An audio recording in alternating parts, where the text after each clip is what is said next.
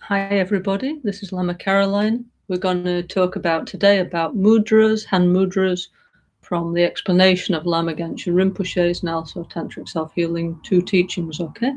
So first, let's say to get us into the mood, we're going to do the preliminary practices.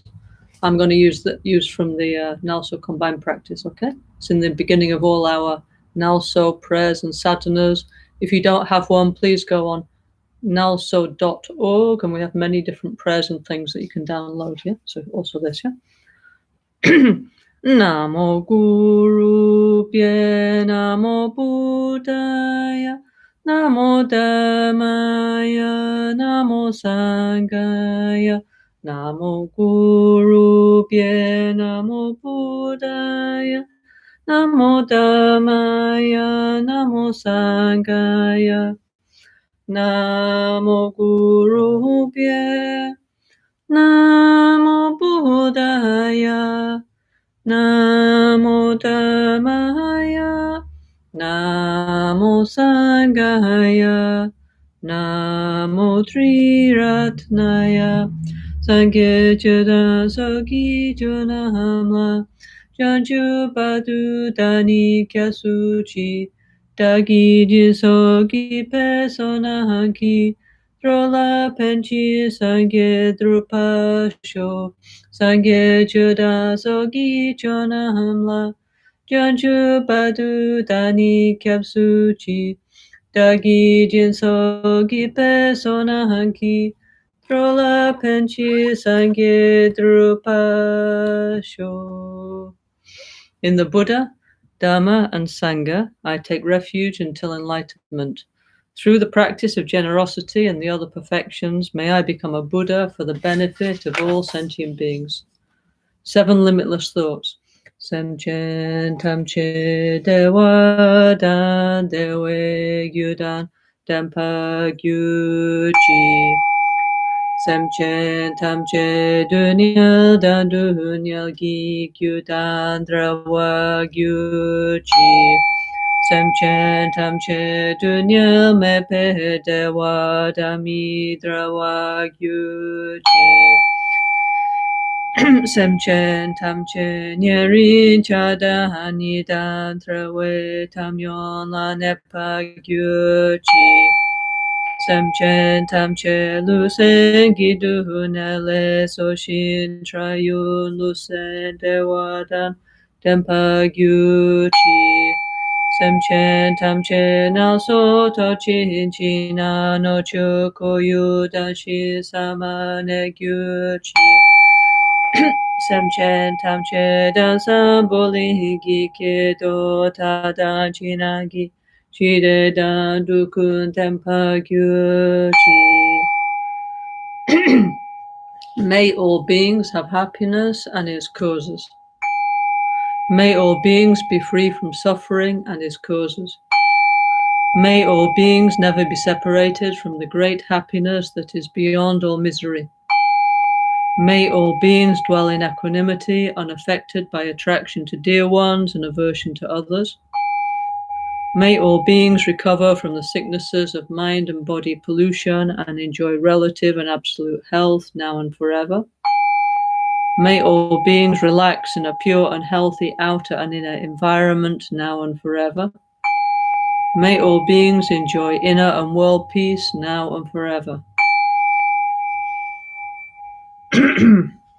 Tamche duni sashida se mala sohome padan la tiltanya bedurye rashi jampohone gyuchi la dami chepeze no susham dahani kitro kunsan chutri la name nanke kanku kya gyuchi onamo bhagavati benza sawa pramadani tatagataya ahate Samya Sambuddhaya Tayata Om Benze Benze Maha Benze Maha Tetse Benze Maha Vidya Benze Maha Bodhicitta Benze Maha Bodhi Mandorpa Samkramana Benze Sawakama Awarana Bishodana Benze Soha Kuncho Sungi Dempadan Sangetan Janju Sempa Tanche gi jingi alada.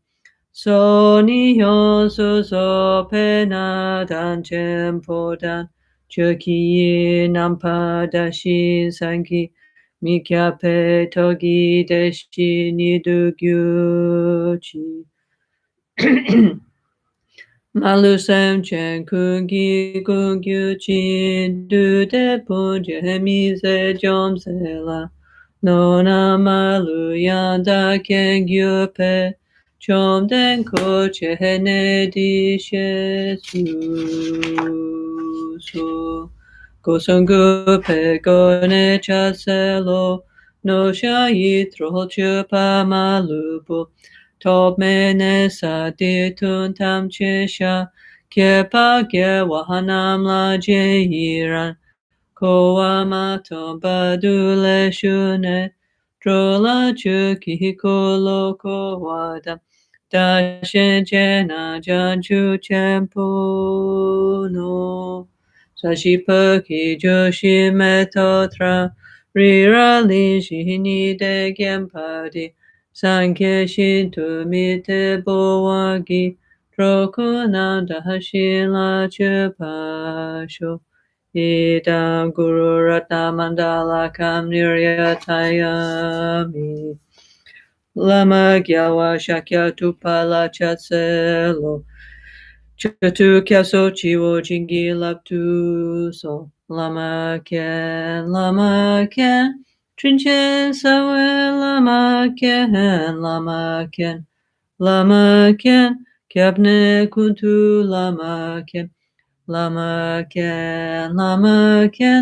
Trinche Sawe Lama Ken Kyabne Kuntu Lama Ken Lobsan Tupten Trinli Apel Lama Ken Kyapne Kuntu Lama Ken Luxus Ampo Pel Gyuta Shipa Tu Gentem Petrin Leia Noda Pegedro Lozam Peze Pachen Palden La Mehesha Blasuwade Oma Guru Vajradhara Suhumahati Muni Shahasahane Kama Uttavahadanye Sri Bahadra Vasamahanya Sawasidi Moma Guru Vajradhara Suhumahati Muni Shahasahane Kama Uttavahadanye Sri Bahadra Vasamahanya Sawasidi Moma Guru Vajradhara Suhumahati Muni Shahasahane Kama Uttavahadanye Sri Bahadra Vasamahanya Sawasidi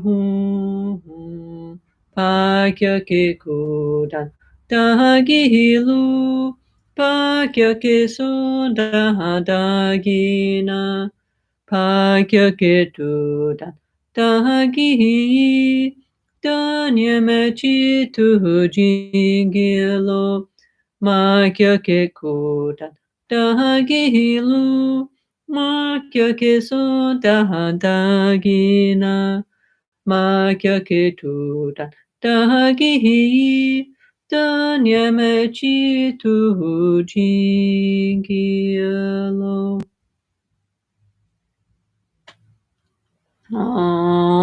Muni Muni Mahamuni Shakya Muni Soha Muni Muni Mahamuni Shakya Muni Soha Muni Muni Mahamuni Shakya Munye Soha Om Maitreya Maitreya Maha Maitreya Arya Maitreya Soha. Om Maitreya Maitreya Maha Maitreya Arya Maitreya Soha. Om Maitreya Maitreya Maha Maitreya Arya Maitreya Soha. Om Ahum Karuna Karuna Maha Karuna Arya Karunaye Soha. Om Ahum Karuna Karuna Maha Karuna Arya Karunaye Soha. Om Ahum Karuna Karuna Maha Karuna Arya Karunaye Soha. Okay, hello everybody. Hope you're all okay. Yeah. Special greeting to all friends in South America. Yeah. Now, I know you're experiencing a very difficult time at the moment, so the best thing to do, apart from stay in, and etc., is think about the Dharma. Yeah, so let's concentrate on the retreat, like Rinpoche asked us to do. Okay, and then gradually we get through all the difficulties that you're all facing. Yeah, and then gradually things will improve. Yeah, but for now anyway, we turn our mind to the Dharma. It's better. Yeah, okay. So today, what we're going to talk about is we're going to talk about the mudras, yeah, of the 5 supreme healers. Okay, so here are the 5 supreme healers. Yeah, I don't know if you can see. Can you see? Okay, five supreme healer Buddhas, which are the main things that we meditate on now in NgalSo Tantric Self-Healing. This beautiful practice made by Lama Caroline Rinpoche. And can you see there's 5 Buddhas? Yeah. Okay. In the center is Buddha Vairocana. Then down east, we say east. Yeah. This is Supreme Healer Akshobhya. Then here is Supreme Healer Ratnasambhava, Supreme Healer Amitabha, and Supreme Healer Amoghasiddhi. Okay. Now, as you can, I don't know if you can see now, but each of the 5 Buddhas, apart from the fact that they're all different colors and in different directions, what is different about them is each one is showing a different, what we call mudra or hand gesture. Yeah. So I don't know if you can see, like each Buddha, no, the left hand is the same. It's like in the mudra, the gesture of meditation at the level of the navel, and the others are showing 5 particular gestures. Yeah. So we're going to talk about this today, and what do mudras mean? Why the 5 mudras, and so on. Yeah. Okay. So anyway, so okay, so the word mudra, okay, actually has many different meanings, but actually the basic meaning of the word mudra actually is seal, as in sigillo, like that. So what do we mean by a seal? We mean a seal, yeah, like this. This is a seal, no? So actually, in ancient times, until not so very long ago, people, they didn't have like, I don't know what we have nowadays. We have electronic signatures, no, don't we? We have different ways of authenticating our identity, no? So in ancient times, like people who had some responsibility, they would have a seal, no? Yeah, okay. And then you would write a letter and you would get your seal and you would stamp it. You put wax, no, and you would stamp it, yeah? So one was kind of like sort of security measure, yeah? Because if the seal was broken before it arrived, everybody knew that somebody else had read it. And B, your seal, either in wax or in ink, indicated that it was truly from you. So the seal, yeah, indicates something is true, actually, okay? So actually, this is the first meaning of mudra, actually, is this, yeah, okay? Okay, now we talk a lot about this word mudra in Vajrayana Buddhism, but yeah, it's like this, like a seal, no? Okay, so also in our tradition, no, the lamas and so on, they have like, even though nowadays we have email and electronic signatures and all this kind of stuff, it's still in our tradition. We have this thing of the seal, yeah, okay, like this one, for example. And this is actually mine here, my seal, yeah, that Rinpoche gave me. Actually, this one is actually Rinpoche's seal, yeah, which actually he gave me many years ago, and I shall be very delighted to give back to Lama Ganchen Yangtze. That means his future reincarnation. One of the things I believe we have to do as part of which will be very, very joyful occasion when we find and enthrone Rinpoche new incarnation, we'll give back his seal, yeah, okay? Because anyway, it's like a Buddhist thing, okay? Like going back to the ancient medieval times, the seal meant that you were the real one, okay? Yeah. So we talk a lot about one famous thing in Buddhism, isn't it? Is Mahamudra. Everybody's heard of this, yeah? Nobody knows what it is, yeah? Really? Okay, so actually, when Mahamudra means the Great Seal. What is the Great Seal? The Great Seal is everything is stamped, yeah? Sealed by emptiness is actually what it means, yeah? So it means normally our mind is projecting dualistic appearance. We're sealing everything with the opposite, with that things are permanent, that they truly exist, yeah, that things are not connected, yeah. So we're seeing everything in completely the wrong way, okay? So what we need to do is, like, let's say, okay, get a seal, yeah. We start with like, for example, I don't know nowadays, but when I was first in Italy, I went to the post office. They used to have like seals and like dum dum dum dum, stamp everything with a seal, yeah. Yeah. So we need to start stamping everything with the seal of emptiness, okay? So it means everything that we look at, let's think, okay, this is empty, yeah? Dum, okay? This is empty. Dum, empty, yeah? This is empty, dum, yeah, and so on. So we literally, one easy to understand meaning is that everything that appears to our mind, yeah, we should stamp it with the understanding of emptiness, okay? Yeah, so actually one time when I was young, yeah, I was in one Buddhist center called Manjusri Institute, and somebody actually did this. They had a seal, yeah. They made some kind of seal, yeah, and they said emptiness, and they went around stamping everything with emptiness. So every single thing that you saw around, it had like this ink on it saying empty, and actually it does have an effect on your mind, yeah. So this is the idea. That's one meaning of mudra, okay. So let me just open my notes 1 second, yeah. Let me tell you all about, I mean, of course, there's always a lot to know, no? Yeah, but I'll tell you something about the hand gestures that are used within the NgalSo Tantric Self-Healing practice, yeah? And I must say, actually, when we first started doing self-healing with Rinpoche, no? Of course, we already had some small experience, few years experience with Vajrayana Buddhism, with actually, like I'd already met actually many great lamas and geshes of our Gelugpa tradition. So I thought, oh, I know something, you know, I know some mudras, Agyam, Padyam, something, yeah. But then when I saw Rinpoche and he's doing all this, and I was like, oh, what is this, you know? And well, I have to do this, yeah. But that's because I didn't understand, yeah. Now I appreciate very much, you know, like Rinpoche showed us really like the true essence of the true core of the Vajrayana Buddhism, the practice of the 5 supreme healers and the 5 element mothers, yeah? And also the mudras, the gestures that we have within self-healing are considered actually like the most important mudras within Vajrayana Buddhism. So let me explain. I mean, we have hundreds now, but the main principal ones are the mudras of the 5 supreme healer Buddhas, and Vajrasattva, and Vajradhara, and one other one that I forgot. I'll tell you in a minute, yeah? Okay, so anyway, I'm still looking for my notes. 1 second, let me find them. 1 second. Oh, yeah, well, let me have a look. Here we are, 1 second. Okay.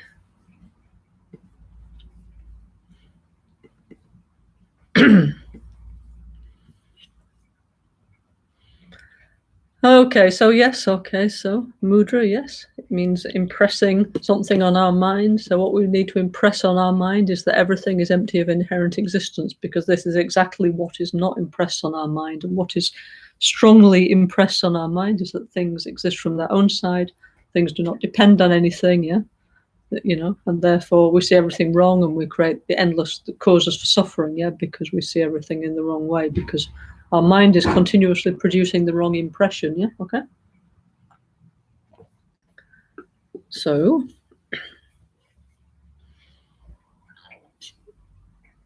anyway, so in the Indian tradition, no, we have many of these. There's different kinds of mudras, yeah. Also within the yogic tradition, physical yoga, we have many kinds of mudra, like, which is a different kind of thing. But we're going to talk about specifically what we call hand mudras, hand gestures, yeah. We have a lot of these, really, lots and lots and lots, yeah, okay? But today I'm going to refer to Tantric Self-Healing, but within our Ganden tradition, Gelugpa tradition, we have hundreds of these, yeah? Many beautiful offering mudras and all kinds of incredible things. We have one practice called Verachana Abhisamaya, I think it's called, yeah? Kunrig in Tibetan, where there's hundreds of mudras you have to learn. That's on my to-do list, actually. I don't know if I'll manage to do that before we finish the lockdown. We have so many different projects now. So there's many different mudras that you have to do to accomplish that, yeah? Okay. So we have really, really a lot, okay? So anyway, the idea is that actually, normally when Rinpoche or Lama Caroline, he always used to say that in the Buddhist images, yeah? Why do we have so many different Buddhist, so many different Buddhas now with so many different faces and so many different hands, so many different gestures? He always used to joke saying it's like the tanker's like a big mirror, you know? So Buddha was just showing us what we look like. So we have like a peaceful face and a desirous face and an angry face and a this face and a that face. And we have many, many gestures. And especially at that time he was teaching in Italy, yeah? So in Italy, you know, it's quite common people like express themselves with their hands, yeah, with many mudras, as we would say in Italy, yeah. So Rinpoche used to make a lot of jokes about that, saying just, you know, like we have thousands of gestures, yeah. So the Buddha would just put a mirror showing what we're like, yeah, because that's the point of Tantra. We start with how we actually are, and then, okay, there's always like two sides to everything. There's like a neurotic side and an enlightened, awakened side to every energy, yeah. So every gesture, every word, every thought, every emotion, there's both a neurotic side and a positive awakened side, yeah. But we start with the actual human experience, how we actually are, yeah, like our 5 emotions, our 5 elements, our senses, yeah, the actual building blocks of our experience, yeah, what's really there, yeah. And then on that basis, we start to transform the energy and try and transform it into the more positive version, yeah, okay. So, how to say, yeah? So, we have like our mudras, or let's say the base mudras, yeah? We always have like base level, path level, and result level. So, our everyday gestures are the base level ones, which are generally, for most people, are the manifestations of an ordinary body, speech, and mind, right, yeah? And when we look on the tankers, we see the resultant mudras, the gestures, which actually which are showing the manifestations of an awakened, an enlightened body, speech, and mind. Yeah, okay. So then, like for example, many times, I don't know, like me, for example, I might do something like in an unconscious way. Yeah. But the mudras, the gestures that the Buddhas are showing, the awakened one, each gesture is to awaken one kind of positive mind, one positive feeling, one kind of positive emotion within us, yeah? And that's what the 5 Supreme Healer Buddhas are showing, okay? So, hang on. So, where shall I start, yeah? Actually, I think I'm going to start like in self-healing, yeah? Okay. And I'll do like very short self-healing, and then we'll stop and pause when we have a mudra. How about that, yeah? Okay. Okay. Namo Guru Bhye, Namo Buddhaya, Namo Dhammaya, Namo Sanghaya. Okay, so here we put our hands together. This is actually called in Sanskrit the Anjali Mudra, yeah? So what we do, I don't know if you can see exactly, you put your thumbs like this, yeah? And you put your 2 hands together like that, okay? Not like flat, yeah? It's a little bit like you're holding something. Actually, you're holding like something precious, like the 3 jewels, actually, Buddha, Dharma, and Sangha, yeah? So when we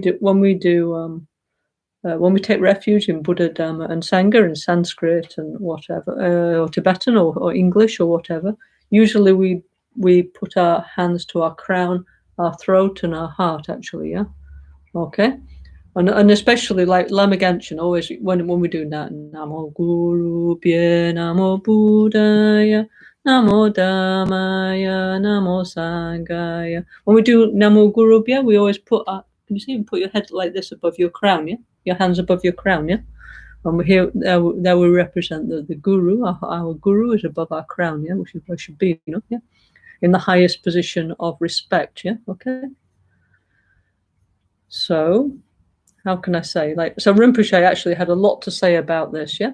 I mean, for most Western people, I think, when they go to Nepal, somewhere like this, and then they see the people doing this for the first time, it's, you know, something like, gives them a nice feeling, yeah? So there's many different explanations about this. Like, for example, one easy to understand explanation is when people do this, there's this idea that they're recognizing the Buddha nature within you, no? Yeah, okay. They're saluting, recognizing that we all have Buddha nature, yeah? So therefore, we offer homage to each one to their awake potential to become a Buddha, yeah? You know, like when they say namaste, yeah? It means homage to you, actually, yeah, okay? And when we put our hands together, okay, now there's many different explanations about left and right, okay? Endless amounts of ideas of chakras and colors and this and that. But generally, I would say that the left is the feminine, yeah? And the male is the right side, yeah? Okay? Yeah? Why? Because we always say that Mother Tantra and the clear light, you should do everything with the left hand, yeah? Which is the feminine energy, yeah? So therefore, I would say that we can assert that the left is the feminine and the right is the masculine, yeah? Okay? The two. So in our Vajrayana Buddhism, the left represents developing wisdom, okay? And wisdom means understanding how things work, how things function, yeah? And the right hand represents, we call tab, skillful means, which is working for the benefit of all of the beings in whatever way is possible, yeah? Okay? In order to awaken them and bring them into the path to enlightenment, yeah? Okay? So we have these two energies of method and wisdom, okay? So these two energies we need to put together, yeah? Okay? We can't, and you cannot, for example, you need the two energies of method and wisdom to get enlightened. You cannot do it with just one, yeah? Okay? And also we say, for example, we have two bodhicittas, relative bodhicitta and absolute bodhicitta. So the absolute bodhicitta is this left hand, is the wisdom, yeah? Okay? And the relative bodhicitta is we call the skillful means. This one is, as Lama Caroline says, changing our small, selfish heart into the big open heart of compassion, yeah? Okay? Starting to think about others, starting to put other people first, yeah? And then gradually thinking, what can I really do, you know? Maybe I could develop more capacity to help others, and maybe, okay, have a degree or a job or whatever. Sure, I have some ability. But if I developed my mind, yeah, okay, and I became an awakened one, a Buddha, I'd have really incredible capacity to benefit others, and also much more wisdom. So I would have incredible capacities that I don't have. Like Rinpoche always says, Om Muni Muni Maha Muni Shakya Muni Soha. All those capacities, I would have them, wouldn't I? So with this motivation of what we call bodhicitta, the mind of enlightenment, I myself would like to become awakened. Why? Because society is in a very bad way. Many people are suffering, and also the environment's in a very bad way. Me, myself, I would like to do something about it, yeah? So what shall I do? I shall meditate on the nature of reality, this, yeah? Yeah, the two need to go together, yeah? And throughout our Mahayana Buddhism, there's incredible in-depth explanation about how these two go together, yeah? Okay? Yeah. If they don't go together, we cannot achieve Buddhahood, actually, yeah? So that's the first thing, yeah? Okay? So when we do this namaste, yeah, like Namo Guru Bhye Namo, we need the two energies going together, yeah, okay, on the many levels: gross level, subtle level, very subtle level, sutra level, tantra level, or many different ways, okay. Also, Rinpoche used to say, okay, he always used to say, we have, like most people have like 5 fingers, we don't have like 6 fingers or 7 fingers or 4 fingers, yeah. Why? Because we live in a 5 energy world, okay? So we have like 5 elements, 5 senses, 5 limbs, like arms, legs, and a head, by the way, yeah? Like 5 limbs, yeah? Anyway, we're in a 5 system, yeah, okay? And so in our fingers, yeah, there's subtle channels. We have a gross body and a subtle body, yeah? So we have not just the gross body with muscles and things and bones, but inside as well, we have the subtle body. And there's like subtle channels that flow from the fingers down to the heart and so on, yeah? This is a really big subject in Vajrayana Buddhism and also in our healing traditions, yeah? But basically, what we do when we do like this is we unite the energies, yeah, okay, of the elements and of the 5 emotions and the 5 elements, and basically all these channels ultimately flow into the heart chakra, yeah. So this is one reason why we do a lot of mudras in self-healing, yeah, and we're always like touching here and touching there, is because it's much easier to actually feel the energies gathering in the energy centers and so on. And when the energies gather, it's much easier for personal transformation to take place, yeah. So at first, when people see self-healing, and we're always doing like this, and they say, what are they doing, and all this kind of thing, Why Rinpoche insists we do all these things is he knows very well the yogic teachings of Tibet, And so if you actually put your hands in front of your energy centers, it's much, much easier to actually feel something. And for example, if you put here, in front of the heart chakra is in the center of the chest, So it's much easier for the chakra to be energized, to start to open, for the frustration, the anger to transform into love, and so it works much better, So in the self-healing, we concentrate with our mind, we say something with our speech, we say mantras, and we use our body, we do these gestures, these mudras, which actually also, if possible, should be synchronized with the breath, So that's why sometimes you see, like on the video, Rinpoche doing like very slowly, I mean, I tend to go like that, But you can also, there's many, many different ways to do self-healing, and now we're doing this 1 year experience. We should try, So also we can synchronize the movements with the breath, Okay. This is another very fascinating subject, actually, Like I say, we have to try all these things, Now we have time, Because anyway, like we have to stay in, whether we like it or not, basically. The pandemic has not finished, so better we stay in and better we turn our mind towards the Dharma, It's much better than, okay, of course, we all have to protect ourselves, this for sure, But then no point just to spend all our time obsessing about all the horrible things, no? Of course, we pray and dedicate for those who are sick. We try and, do everything we can that's possible for the benefit of others, no? But let's look inside and practice the Dharma, Okay, it's better. That's what Rinpoche asked us to do, no? So this first one, okay. How to say? It's like gathering, it's very profound, actually. It's like gathering the energies into the heart chakra. So literally when we do like this, so somehow you can sort of see by the fact it's placed over the heart, no? But anyway, this you have to try to actually feel it, okay? But all these things, they do actually work, And so we do everything we can to create the condition for the energies to gather into our chakras. And then why? Because then our subtle mind, it's easier to wake up, and that means it's easier for us to meditate. If our subtle mind wakes up, it's much easier for us to have a more powerful experience of the nature of reality, okay? If we know what the nature of reality, if we have some at least intellectual understanding of what emptiness and dependent arising is, So anyway, so we apply all these techniques for a reason, okay? You might, of course, there's many, many, many different techniques of meditation. Some people just sit there, okay? Why Lama Genshin showed us all these things? Because he was interested in things that work, He was a healing Lama, So he was interested in it's like no time to lose, Okay? We need to, if we want to take care of the world, we need to change ourselves. So these techniques, for example, using the mudras, the gestures, help us to evolve more quickly, Okay? Okay, so anyway.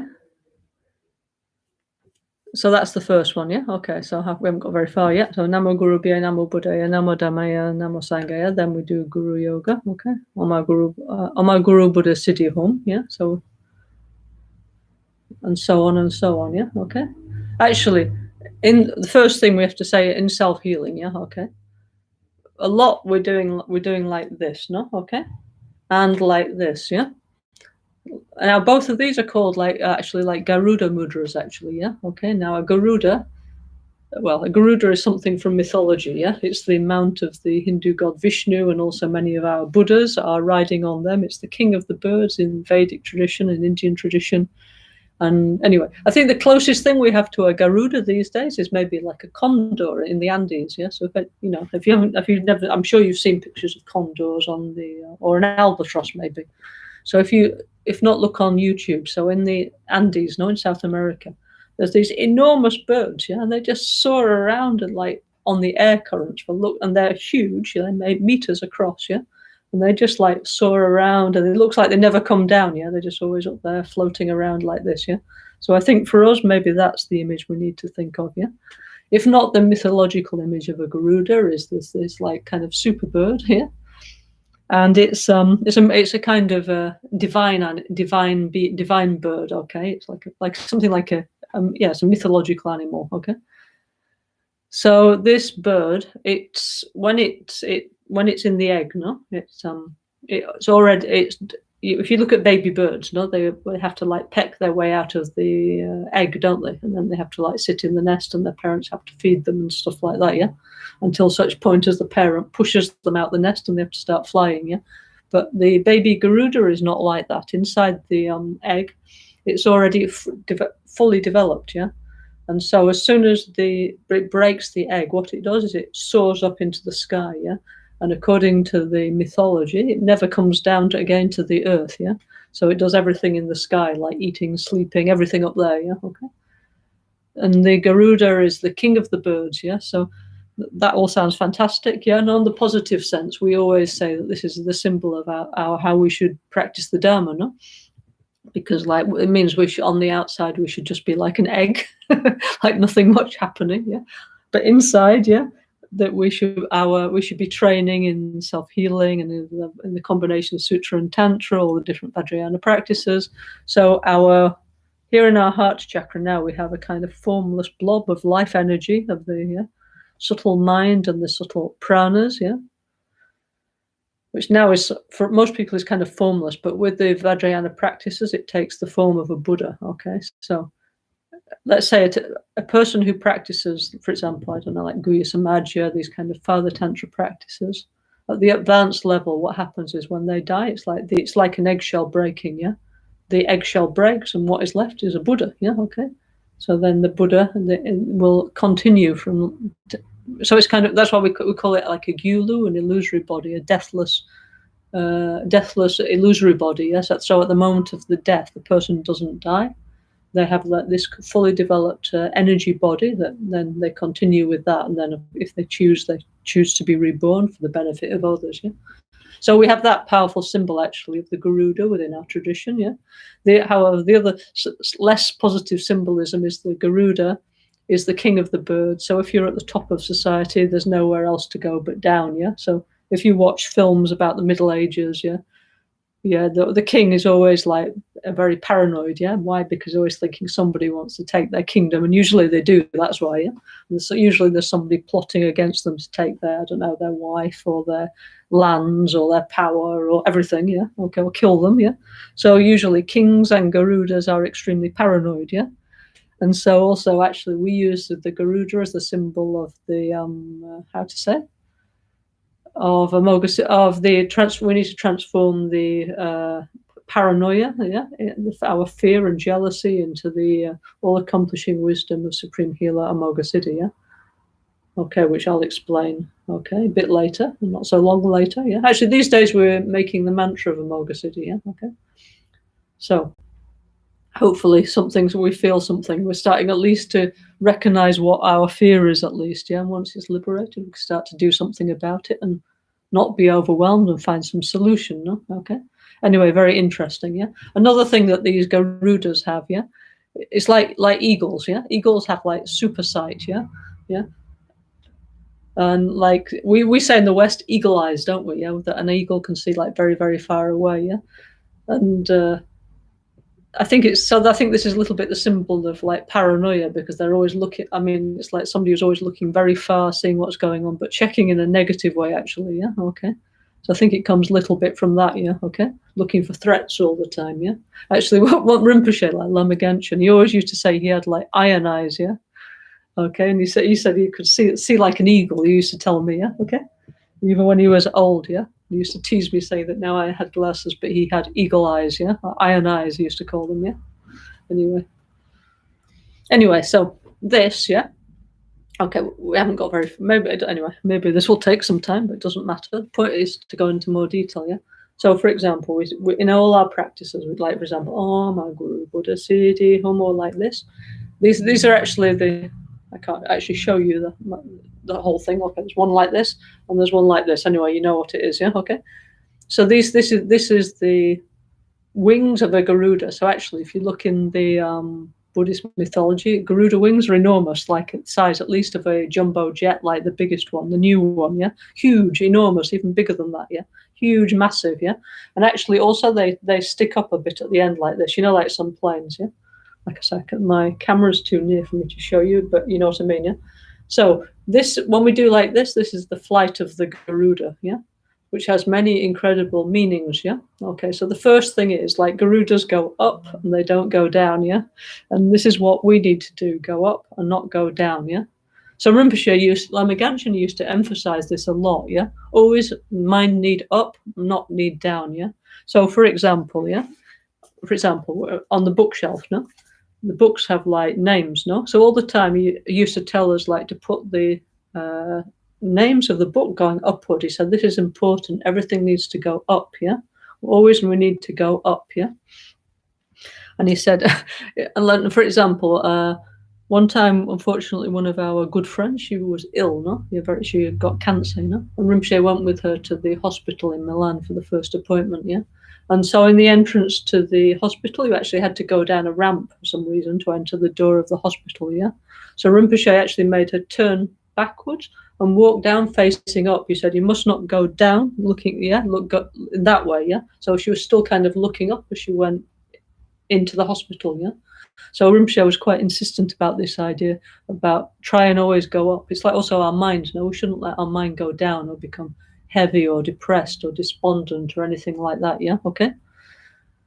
And I know some many times it's not so easy because especially these days, no, already 1 year, the pandemic and so on. But anyway, regardless, we have to practice the Dharma, yeah? We should not let we signed up for Buddhism or whatever, took refuge for this reason. We wanted a way to deal with difficult situations. Now we've got a difficult situation, which we didn't want, but anyway, now we need to apply the mind training and Rinpoche advice and keep our mind up, yeah? Because anyway, if we're just sad and depressed, anyway, we're of no use to ourselves or to others, no? If we can keep our mind up, we can give some positive light to other people and to society, no? So actually, for the benefit of others, we should try and have a positive mind, yeah, even if we don't care for ourselves, yeah. So we should do like this, yeah. Anyway, so Rinpoche always used to make a lot of comments that we need to go up, not down, yeah. Okay, yeah. Anyway, so we need to fly to enlightenment. So a bird, yeah, a one-winged bird can't fly, yeah. Okay, that's true, no? Yeah.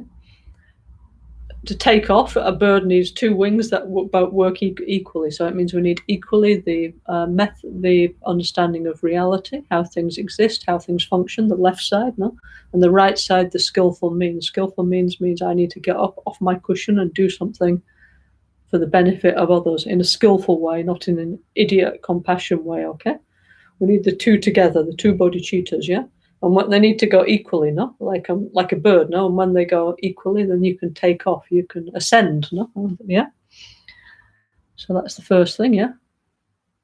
So it means we need to have this like balance, this middle way in our practice, yeah? So this is the first meaning of why. People always, when they see us doing self-healing, the first thing they always get the impression is us with the arms out like this, doing this. Oh, what are they doing, yeah? Okay. So this is a message that we need to practice method and wisdom, okay, yeah? We need to middle way, yeah? We need to always go up, never go down, yeah, okay? And also, Rinpoche said that when we're doing, like, in this, for example, in self-healing, when we're doing, like, the first part, we're going like this, no? I'll show you, hands like that, no? Going like this, yeah? So he said the first part is, like, we need to always, like, put down the suffering of the lower realms. So what are the lower realms? So the lower realms, the first one is like, for example, the state of Narak, the hell state, yeah? The second one is the state of the Preta, which means basically like somebody who's an addicted state, yeah? And the third one is the animal state, yeah? Okay? So we don't need to think that this is something like out. A lot of people have difficulty with this thing, you know, thinking, oh, in Buddhism, it says after I die, I can be reborn as a dog or something, yeah? And yeah. Some Rinpoche said this, no need to think. He said, we already made all the cause and conditions, and right now we're experiencing those states of mind right now in our present human life, yeah? Okay? So no need to worry about after death. He said, let's deal with what we've got now, our own hell, our own states of addiction, and our own animal mind, okay? So what does Rinpoche mean by our own hell mind, hell experience? So actually, if you listen, last week, we listened to Rinpoche's last public teaching, and Rinpoche said, now we're in hell, yeah, okay? Unfortunately, on the collective scale with the pandemic and so many different unfortunate situations, war, famine, so many awful things happening in this world, So I said it's like a hell, okay? But this is not to make us feel depressed, by the way. If we read the Buddhist texts, there's many stories about bodhisattvas and people going to hell, but then in Buddhist hell, by the way, you can get out, okay? It's not forever, but how do you get out of hell is by developing compassion, because a hellish state of mind is based on strong aggression, okay? Strong aversion, so anyway, then gradually it's coming like very unpleasant outer experience, and also strong feelings of pain and suffering ourselves, okay? So of course we're extremely sorry if anybody's experiencing that kind of state, We have a lot of practices like Chenrezi, many different practices, self-healing, to pacify those states of mind, okay? So that they don't arise, okay?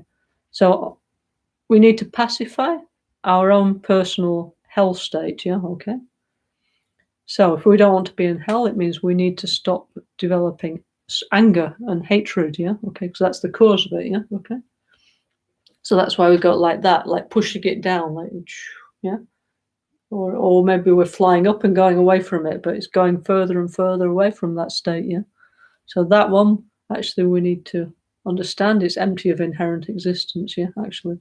Second one is that Preta. Preta is, or Yidak in Tibetan, is actually, sometimes it's described as a kind of spirit, but personally I think it's more like people who are addicted, like people who are addicted to like drugs or food or whatever they're addicted to. This incredible, overwhelming sense of craving, of an addict is the Preta mind, okay? So this state of mind we need to put down, okay? And we all have addictions to different things, no? I don't know, maybe we're addicted to the internet, maybe we're addicted to coffee, maybe we're addicted to chocolate, who knows? But we do have our addictions, so we need to also look at those sometimes and try, understand what the emotional causes are for those actually, and then try and get free of them, Third one is the animal state. So you might say, I'm not an animal, I'm a human being. But if we only think about our house and food and getting a partner and so on and continuing our family line, this is actually like an animal state of mind, even a dolphin, okay, even a cool animal, But anyway, what we need to do is use this precious human rebirth for a higher purpose, which is for evolution, So just these basic things of like having, I don't know, some people have like the most incredible houses, no, really, so comfortable, so cozy, and some people have really amazing food, but still, it's that level, isn't it, okay? If we're just stuck on that, okay. Anyway, so we shouldn't get caught up in those kind of strong illusions, okay, of just this kind of view of life, You shouldn't have just like a basic view of life, okay? So we're putting down those things, okay? Okay, so then we go up, okay. Actually, anyway, we need to explain it in the context of each part of the practice, but first, all the negative causing conditions we need to put down. When we go like this and put the hands up, we're drawing in all the blessings of all the holy beings of the universe, of which there's many. We don't just think our holy beings are the only ones, by the way. All help is welcome, all positive energy, and also all pure elements, please welcome all positive energies, come and bless me, help me to transform my mind, my energy and so on, help to heal me, help to heal others, So generally we're doing this kind of stuff, Anyway, Rinpoche, as you know, he emphasized a lot. I mean, I must say, when we first started doing self-healing, I was like, oh no, what do we have to do, I mean, when we first started doing self-healing in 1993, then we went on tour with Rinpoche around India, no? And he took us to Sera Monastery, to Serame Monastery, to Pumbra Kamsan, to Gandham Monastery, Tashi Lumpo, many different places, And Rinpoche, he made us with him, in front of all the assembly of the monks. We had to do self-healing with it. And we're like, oh no, like all the monks were looking at us, but okay, Rinpoche said, so we did. Yeah, okay, now we're used to it now. So, but now, I mean, now it's complete. Actually, now I love doing it, actually. But at the beginning, I was a bit like, oh no, like self-conscious, But also, gradually, we need to appreciate the benefits of doing all these practices, yeah? So many, for example, when we do like this, automatically, it's opening the channels of the heart chakra, yeah? Okay? But all these things, gradually, we need to feel, yeah? I mean, one thing that Rinpoche actually helped emphasize that we should little by little understand is also the yoga tradition of Buddhism, yeah, the Trulko tradition, yeah. So many of these movements, yeah, are also part of that, yeah. So our practice is kind of like integrative practice, yeah. So inside the self-healing, we have, okay, of course, we have Mahayana, we have Sutra, we have Tantra, of course, it's tantric practice. Also, we have many things of the medical tradition, and also we have many things of the yoga tradition, actually. Okay, like there's the first one is like self-healing, like you can see on the DVD of Rinpoche doing, yeah.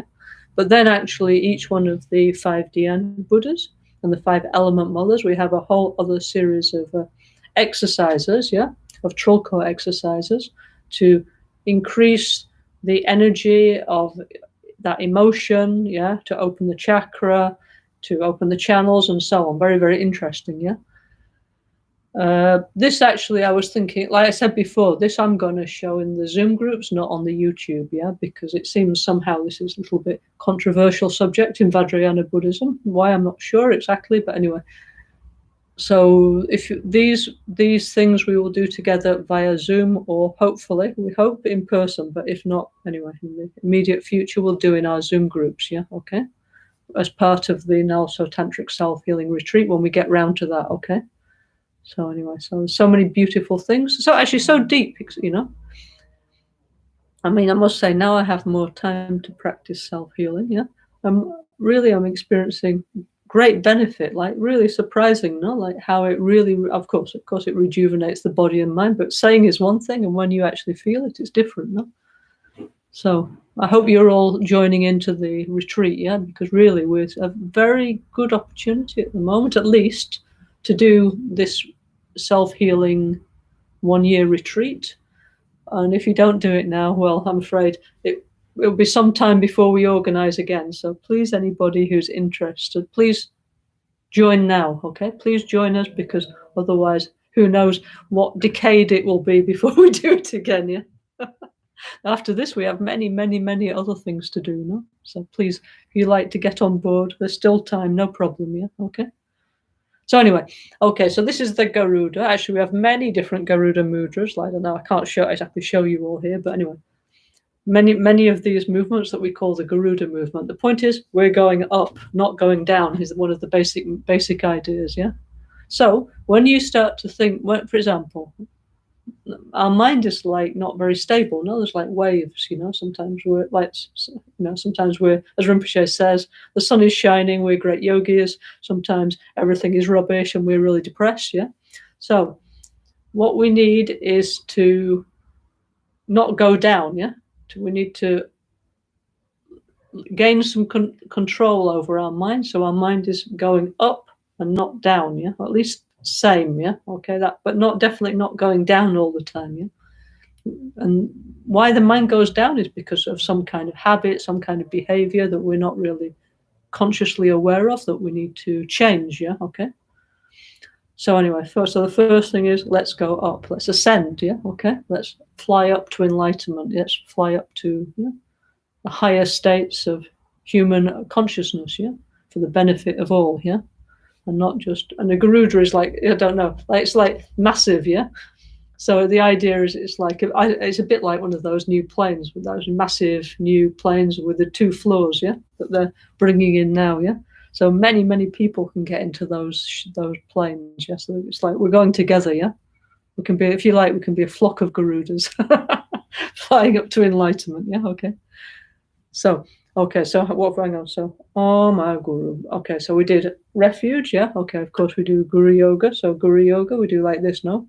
So, Oma Guru Vajradhara Suhumahati Muni Shahasahane Kama Uttavahadanye Sri Bahadra Vasamahanya Sawasidi. So, for example, when we do the short Guru Yoga, no? When we're singing Rinpoche's mantra, we do the Garuda Mudra. And we're going like this. We need to fly up to enlightenment. We need to use method and wisdom on many different levels. Yeah, we need to put down the suffering of the narak and the addict state and the basic animal-like state. Yeah. Then we need to draw in all the blessings. In this case, would be all the blessings of our guru, no? Wouldn't it? Yeah. To our body, our speech, and our mind. Yeah. Okay. Mind is in the heart chakra. Yeah. Okay. And then many times Rinpoche would also touch the navel and the secret chakra. Yeah. In our Ganden Nyingma tradition, we have 5 chakras. Yeah. 5 system. Beautiful system of 5 energies. Rinpoche emphasized that a lot. You know, he kind of showed that more clearly. Yeah. Mainly you see like 3, you know, like Om Ahum, but actually there's 5, yeah? So Rinpoche kind of made it more, let's say, public, let's say. And so this beautiful secret of our tradition, was very kind to us, yeah? Okay? So, okay, first though Rinpoche is there, then, okay, then we start Om Guru Buddha Siddhi Hum and so on, yeah? Okay? Ayam Ram Lam Bam, yeah? Okay, Shuddhi Soha, okay? Okay, I'm definitely not going to finish this today, but it doesn't matter. No problem, yeah? Doesn't, yeah? Point is that we understand a little bit better what we're doing, yeah? Okay. So when we do, what we're doing is touching the 5 chakras, and we are visualizing, we all know, we are visualizing the forms of the elements, no? Yeah? Before I talked about in the, remember, the Theravada tradition, they have this thing called the Kashina discs, which is like this, yeah? So you visualize on the elements like this, yeah? Fire, yeah? And water, yeah? And no particular order, wind, and earth, and space, yeah? Okay. Actually, these are super old, yeah? Look, they're from... See, these are from 1992. Yeah, okay. Rinpoche said, "Oh, we need those." So, okay, we need. This is showing the ancient way of how to meditate on the elements. Yeah, okay. From there, developed into we visualize the elements like this. No, we talked about this before. A, space element. Yeah, in the crown chakra. A, yeah.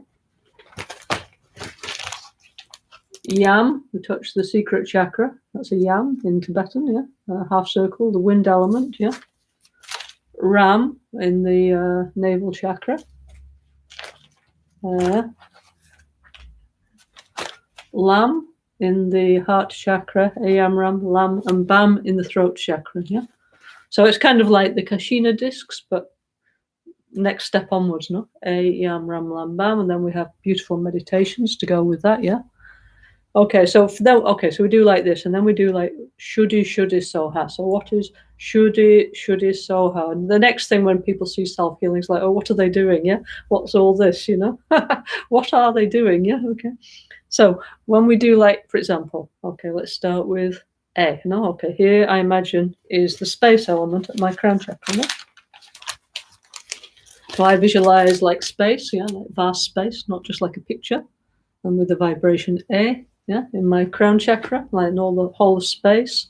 That's why it's this light blue, like the sky, yeah? So then what we do is, Rinpoche always said it's a bit like psychic surgery. So I don't know if maybe many European people, you haven't seen this, but in South America, in Brazil, they have many like healers, and they do some kind, they call it like passes like this, like, cleaning your aura. And some of them, they actually do like psychic surgery where they actually go into your aura and heal you, okay? And even though this is difficult to believe, yeah, I actually know several people who've been to those healers and actually felt that they were healed for various, actually quite strong sicknesses, yeah? I mean, anyway, some of my friends, they had incredible experiences. Maybe I won't tell you them all, but really, some things in this world are amazing, Anyway.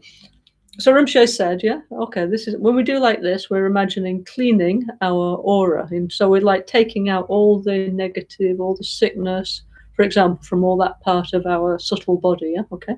There's many channels and so on. So I don't know, you can imagine, anyway, There's all kinds of visualizations for cleaning, you know, you can put a sun and the moon, you can do all kinds of cleaning, yeah, but anyway, cleaning, yeah. And when we do like this, shuddhi, he always said we imagine throwing away all the sickness, all the negative, all the blockage into space, yeah? So when you're with many people, we always used to joke, we always used to do like this to each other in the Gompa, like, but it's not like that, throwing it to each other, yeah? We were just being like kindergarten, yeah, okay? You go like this and it's dissolving into space. Space means it's empty of inherent existence, okay? And the word, when we say shuddhi, okay? Now, shuddhi in Sanskrit means clean, and shuddhi also means empty, not in the sense of nothing. Shuddhi means empty of inherent existence, yeah? So this is the real cleaning, yeah, okay? Because, you know, like relative cleaning, it's okay, but things always come back again, no? The dirt will always reappear. But once we understand that things do not exist the way that our broken mind is projecting them, yeah? Things do not exist dualistically, that things don't have an inherent nature, that things are in fact empty of inherent existence. If we search for a fixed essence of things, we cannot find it. Everything is dependent arising. When we start to understand that and how things actually do exist and function as cause and effect, no, yeah, as processes, yeah, then we can actually truly like release negativity, release sickness, change things for the better, and so on. Yeah, okay. So this is okay. So when you have some problems, some sickness, you throw it out into the space, yeah, but with shuddhi, yeah. So that's one mudra that we always do, yeah. So if you look on the self-healing, we're doing like this, no, like this, going around cleaning here, no. It's actually a little bit like in the Trulko tradition. So you can like, you imagine going around cleaning here, and anyway, cleaning your whole body and throwing out, yeah, the imbalances of the energy and so on, yeah. So that's one gesture we have to do that always people comment on when they see us doing self-healing for the first time, yeah. But like I say, Rinpoche it kind of integrated many things from the yoga tradition actually into our self-healing practice. If you ever see people doing Trulko, like they do all these kinds of movements as part of it, yeah. But Rinpoche actually put back the meditation and the yoga movement together, yeah, okay. And of course, there's many other yoga movements than the ones in self-healing, but anyway, put few into self-healing, yeah. Okay, so hang on. Yam ram lam bam shuddhi soha. Okay. Then we start with, okay, opening the lotuses, yeah, okay. So, how can you say? So when we open okay, it's like Pam Lepema Janku, Pam Lepema Serpo, Pam Lepema Nompo, Pam Lepema Mapo, Pam Lepema Karpo, yeah. So what we have to do is first is called opening the lotus opening and turning mudra, swirling mudra, and then there's the lotus opening mudra, okay, yeah. So there's actually like 3 parts to this, yeah. Let me see if I can if you can see now. Remember, you've got to be the other way around, yeah, okay. So, okay, this is not complicated. It just, if you've never seen it before, in Buddhism, yeah, when we do mudras, it's always the same. So once you know, it's easy, yeah. Okay, first you have your right hand over your left hand, yeah. Method and wisdom, okay, the 2 energies, yeah, okay. And then with the middle finger, we go click, yeah, okay, like this, yeah. Right is above, yeah, click, yeah. And now what we're going to do is it's like, you know, like a flower bud opening. There are some flowers that open in the day and close at night, yeah, like, well, actually there's some around, anyway, some flowers, they really do, yeah. So the left hand, this is the difficult bit to start with, yeah. It opens like this, starts with this finger, and it goes like that, yeah, okay, like a flower opening, yeah. And this hand, it starts from that one, yeah, from the little finger. So that one is going like that, and this one is going like that. So when you put it together, it's like a flower opening, okay? Look, that's beautiful, no? Yeah. So this is it's not difficult, yeah, okay? Click, yeah. Just the first time, yeah. We can have fun with this, yeah. Actually, Rinpoche always said, also you'll never get arthritis in your fingers, yeah. Also, another thing actually Rinpoche said when he started doing self-healing, he also said for himself as well, he felt a lot of physical benefits, like his shoulders, his hands, you know, even on the gross level, he said, actually, this is really beneficial, okay? Okay. So, click like this. This one, left hand is like this, underneath. This one is going like this, yeah? So open like this, yeah? So it's now, remember the two palms, they have to like not be like that, stay kind of together like a ball or something. Now what we do is like a figure of 8, yeah, okay? And actually you should be able to feel the energy actually if you do that, yeah?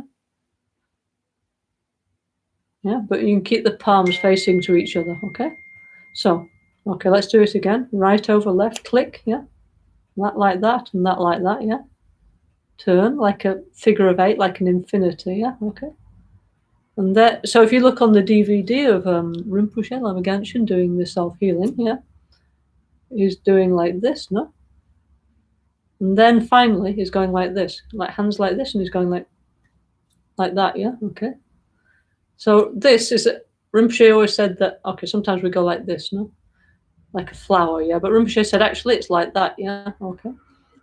And so why it's like this is the idea to strongly open the channels that are, let's the moment, squeezed and constricted at our 5 main chakras, okay? Yeah, but Rinpoche always said that actually this mudra he took from various bardo practices. Now, a bardo practice is to help people who are between death and life, okay? Actually, Rinpoche always said actually we have many bardos, even every moment that we're not sure, like yes, no, we're in a bardo, yeah, we're in the middle, yeah? But generally when we talk about the bardo, yeah, we mean the after-death state. So we have many practices within Vajrayana Buddhism, for, like all religions, all spiritual traditions, to pray for those who've passed away, no? So we have many of what's called the bardo practices, yeah? Of course, the most famous one that everybody knows in the West is the Bardo Thodol, which is actually a Terma text, yeah? It's a revealed text, which is from the Nyingmapa tradition, which is attributed to Guru Padmasambhava, yeah, okay? But anyway, it's revealed by one famous Nyingmapa Turton, treasure revealer, in, I don't know, like the 11th century or something, yeah? Anyway, that's super famous now. So everybody knows the Bardo from the Bardo Thodol, the liberation through hearing, yeah, okay?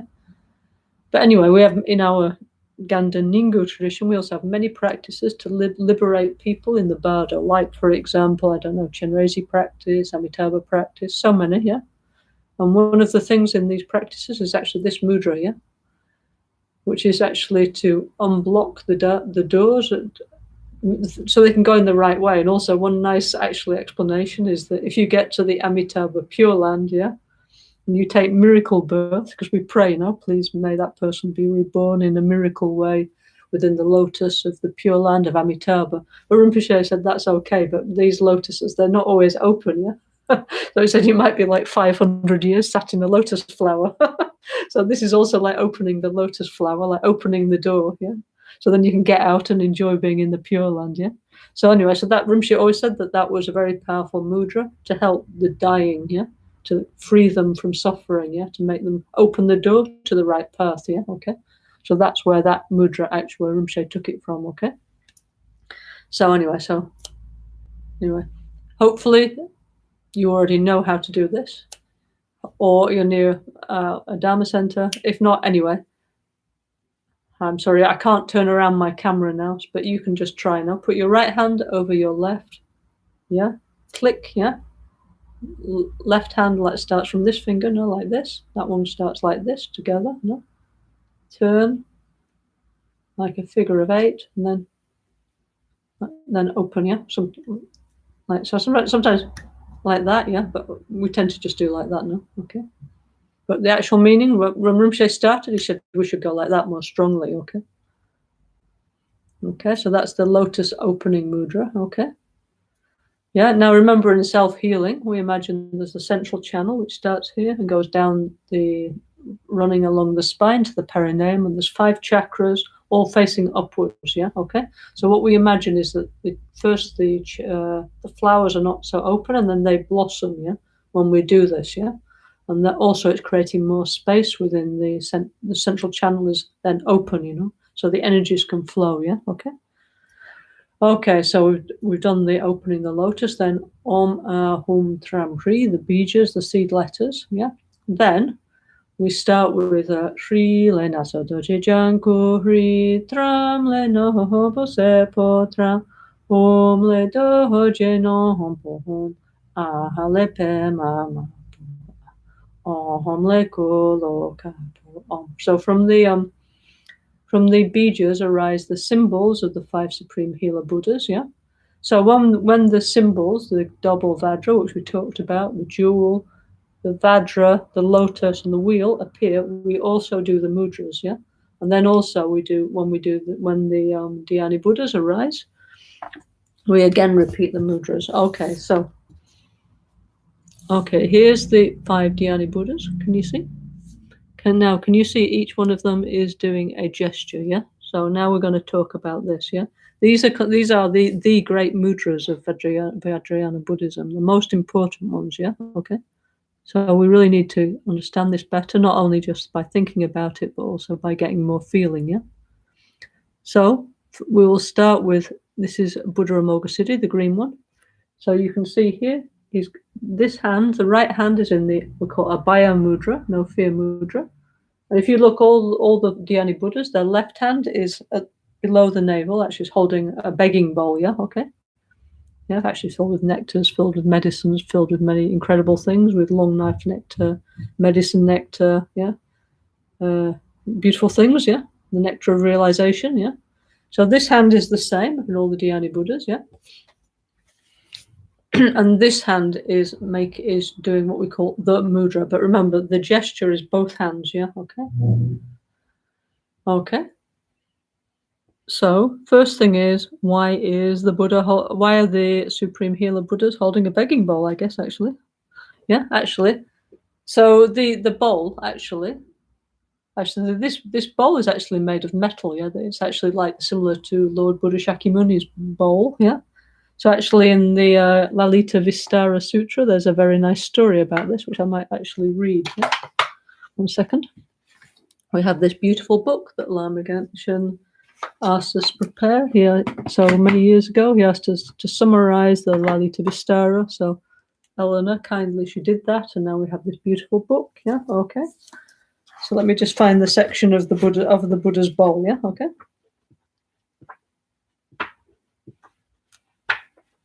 Actually, one thing about the the singing bowls. Okay, now we call them singing bowls. So there's some ideas that maybe these singing bowls actually how they came about was from the bhikshus bowls, no? So in the Theravada tradition, no? The bhikshus and the bhikshunis, the monks and the nuns, they have actually it's quite a big bowl actually, and it has a lid with a strap, yeah. But they have this bowl, and what they do is they every morning they go and walk around and they recite a sutra, a blessing, and the local people, they offer food to the monks or the nuns, yeah, when they go around, yeah. So it's actually quite big, the bowl, yeah. And then they eat before noon, like once a day, yeah. So actually, these singing bowls, many people think that actually this came from actually the monks' bowls, actually, yeah, yeah. So I must say, at first I used to think that it wasn't so true, this connection of the singing bowl and Buddhism, but actually now I think it is. I've changed my mind, yeah, okay. Now, usually it's like that, no? As you get more information, you start to see things in a different way. At first I thought this was a bit like New Age, actually, these bowls, but actually Rinpoche himself, he said, no, actually, this was from the monks' bowls originally. Okay, they were bigger, yeah? Nowadays we have many sizes, yeah? That would be a bit small, yeah? For a whole day's food, yeah? But anyway. So this came from that, actually. But I am digressing. Let me go back to the story of what the Dhyani Buddhas are holding in their left hand, the bowl. Yeah, okay. It's a nice story, actually. 1 second.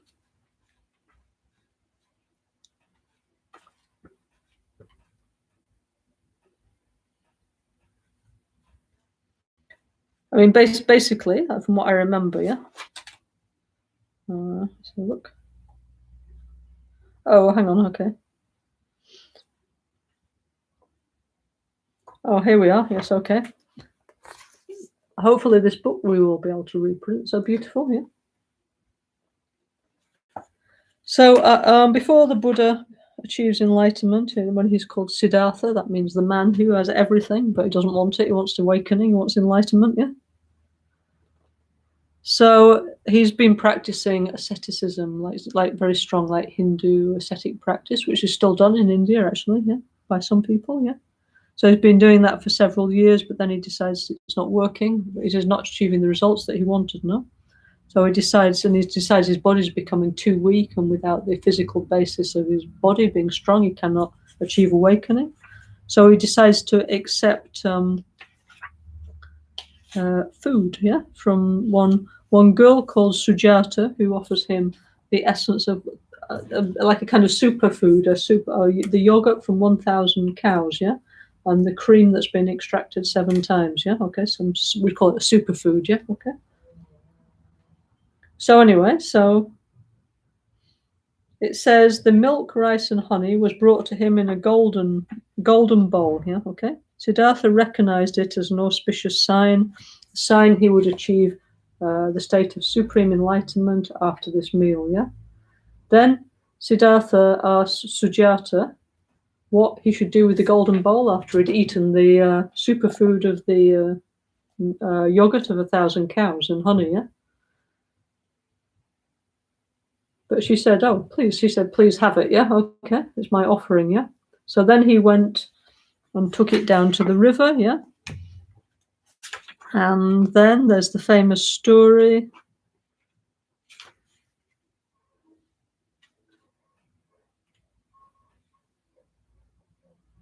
One second,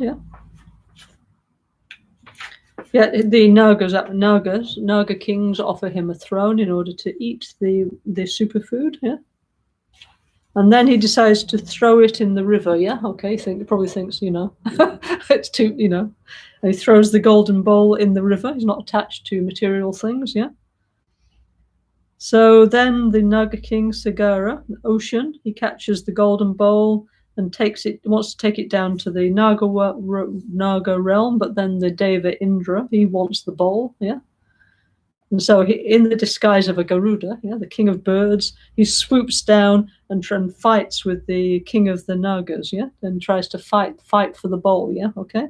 But he did not succeed. The Naga king beats him off, So instead, he gives up fighting for the bowl, and instead he appears in his true form and says, "I'm very sorry I did that. My apologies, but can I have the bowl?"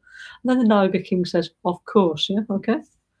And so then the bowl is taken up to the realm of the Devas, And then, actually, what I wanted to say is why the Buddha has a metal bowl, is then the 4 guardian kings of the directions, of one of which is Zambala, who's the wealth deity of Buddhism, They offer to Siddhartha 4 bowls, So then the Buddha thinks, I don't want to offend anybody, and with his miracle powers, he merges them into one, And also the Buddha, why he had a metal bowl, not a gold bowl, is always Siddhartha. He said, I want to show a path that everybody can do, So, for example, having a solid gold dinner plate was not suitable for most people, impossible. So he said, no, he would only show everybody who had the possibility, no? Or another time the Devas came to him and said, actually, you don't need to eat at all. We'll just feed you divine food, We'll feed you the nectar of the gods. He said, no, thank you. I want to show what everybody could do, So he refused, okay? And so on, because the Buddha, he was a wheel-turning Buddha. He wanted to show how every Juan and Maria and Pedro and Thomas, everybody in the world, a path that we can all do is within our capacity as ordinary people, So that's what he showed us. So anyway, so there's this bowl, Okay, so actually the bowl represents many things, Okay, on the sutra point of view, it represents actually, it's kind of gone forth, no? We call it gone forth from the homeowner life, it's called, I think, into the path of being a spiritual person. But these days, things have changed, Okay, that was the traditional symbol. Lama Genshin emphasized very much that these days that we could be a spiritual person within the householder life. And he said, of course, few of us, we wish to become monk or nuns, but then let's say 98% of us don't know, for whatever reason. So Rinpoche said, please practice definite emergence within the householder life, householder or flat holder or whatever you have holder, anyway, room holder, anyway. He said, renounce violence, renounce jealousy, renounce pride, renounce ignorance, renounce greed, yeah? If you want to renounce things, this is what we have to renounce, yeah, okay? So that's one nice, that's the sutra explanation of the Buddha's bowl, actually. Also, inside there are 3 kinds of nectars mixed together. There's long life nectar, the nectar of immortality, and the nectar of wisdom, yeah? Okay, so there's 3 very powerful nectars inside the Buddha's bowl, yeah? And also the bowl, actually, one explanation I heard is why all the Dhyani Buddhas hold the bowl. Let's say, okay, example, okay, actually it's bigger than this now, but they all hold the bowl here because it's gathering the energies here. Actually, it's below the navel, isn't it? If you look, no? The navel is here, and actually where the hand of the Buddha is 4 fingers below, no? So the energy, our vital energy, is gathered there, yeah, which is a very powerful meditation, yeah. So each thing has actually great meaning, you know. So actually, you know, yes, maybe just holding that on my navel, it's easy to get the point, you know. This is why Rinpoche always showed with the fan, with this, and we should also, as much as possible, imitate how Rinpoche actually did on the DVD of self-healing, you know. We shouldn't think, oh, only Rinpoche can do the fan. No, I can get a fan. Yeah, why? Because it's some feeling, yeah. Everything, Rinpoche play the bell, I'll play the bell, etc., yeah, okay? Because why? Some very profound meaning and all these things that speak to our subconscious and our energy on many, many different levels, yeah? Okay, so anyway, the Buddha's bowl is here, yeah? So on the left hand, yeah, each of the Dhyani Buddhas is holding the bowl, yeah? Also, the bowl, of course, is like left is wisdom, isn't it? And a bowl means to receive something, yeah? So we're receiving wisdom and long life and the essence of life, immortality, not in the sense of like physically living forever, but really the true essence of life we're receiving, yeah, by practicing the Dharma, yeah. Then our human life has been worthwhile, yeah. And when we come to die, we'll think, you know what? My life was okay, you know. It was not a waste of time. I gave more than I took, yeah. And I can die happy, yeah? That's the minimum you'd want from a human existence, really, isn't it, yeah? To die satisfied that, you know, you had a good life, really, no? Anyway, so all on the left hand, each one of these, they're holding in this receptive way the bowl below the navel, yeah? Okay. So that means we need to gather something there. We need to gather our prana. We need to gather our energy below our navel, yeah? Which is a very deep and profound subject within the Vajrayana tradition, no? Yeah, so that when we say the mudras of the Dhyani Buddhas, normally we only think about this bit, don't we? This hand, and we say, oh, it's like this and like this, but there's 2 hands, no? And this one with the bowl is super important, yeah? So one is like the active hand and the other is the receptive, no? There's 2 energies, no? Okay. Okay, so the first one that we're going to do here this is the 2-dimensional mandala of the 5 Dhyani Buddhas, okay? And when we receive an initiation, this is like the palace of enlightenment, okay? And then we go in and we meet, like Borobudur, no? Here's a model of Borobudur. We start off on the east side, which is the side of Akshobhya, and then we go around clockwise, and then we meet Ratnasambhava, the yellow Buddha, then the west side, Amitabha, the red one, and then the back side, Amoghasiddhi, the green one, and so on, yeah? So, and then in the center is Vairocana. So in physical mandalas, we do like this, yeah, following like the path of the sun. But in the case of NgalSo Tantric Self-Healing, we're following the body mandala. So in this particular case, we start with the secret chakra, yeah, and which is the energy of Amoghasiddhi, yeah, okay. So we already talked about the lotus. We talked about the bijas, Om Ahum Tram Hri, Om Ahum Soha. We talked about the symbol, the Vishavadra, the jewel, the Vajra, the lotus, and the wheel. And now we're going to talk about the mudras, yeah, okay? So the first mudra of the 5 Dhyani Buddhas, in the case of NgalSo Tantric Self-Healing, as made by Lama Caroline Rinpoche, is the mudra of Supreme Healer Amoghasiddhi, yeah? So Amoghasiddhi, Siddhi means realization, and amoga, means like not, yeah? So amoga means something like infallible realization. Infallible, it's sure you'll get the realization, yeah? Okay? And this gesture here, which is in two parts, no? This is this one, and this is like this, okay? Yeah? This is called the abhaya mudra, yeah? What does abhaya mean? A means not, and bhaya means fear. So it's the no fear gesture, yeah? Okay? Yeah, so the energy of the secret chakra, Rinpoche says, the energy of the secret chakra is linked to survival, no? Yeah? The fundamental energies of, surviving, yeah? Like, so there are all the fundamental fears, like of surviving, of dying, of being sick, of, relationships, many things are there, no? Yeah, okay. So we have lots of fears, yeah, all the time, yeah, okay, incredible amount of fear, yeah. Rinpoche always said we have so much fear that only when we have less do we recognize how much fear we have, yeah. So this is the no fear mudra, yeah. So Rinpoche always used to say that, like, for example, I don't know if you walk out in Milano, no? We were in the Kumpen Center in Milano, yeah. And there's a very busy area, yeah? Okay, not exactly our street, but anyway, a lot of traffic around, yeah. So let's say you were walking across the road, yeah, okay, and a car was coming. Automatically, we go like this, yeah. It's like para, stop, yeah, okay. Naturally, we have this feeling, yeah, okay. So Rinpoche always said it's like this feeling of like pushing something back, like no fear, yeah, okay. That's one thing he used to say about when we did this gesture, yeah, okay. But also, there's many other interesting explanations, you know. Like, for example, one thing is like, it's like this abhaya, no fear. It's also like in our fingers, no? We're 5 fingers, so 5 elements, like, different systems, but earth, water, fire, wind, and space, yeah, according to the Indian conception of the elements. And here the 5 elements are in their natural state, yeah. So if the elements are in their natural state, then there's nothing to be afraid of, okay, yeah.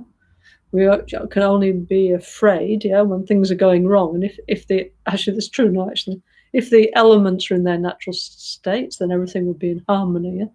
Everything would be in balance, yeah. Therefore, there would be no need to be afraid, yeah. So this also means we need to take care of the environment, yeah, doesn't it, yeah? Okay. So that's one interesting explanation of the Abhaya Mudra of Supreme Healer Amoga Siddhi, yeah? Now, I don't know if you've ever noticed, yeah, but generally we do, it's represented like this. But in Borobudur, yeah, if you look actually on the Buddhas, yeah, on the physical rupas, the statues on Borobudur, it actually is going like this, no? Yeah. So this is some kind of like, it looks like a cross between this one and what's called the Vitarka Mudra, the teaching mudra, yeah? So generally when this appears, yeah, in Vajrayana Buddhism, okay, this circle represents shunyata, represents emptiness.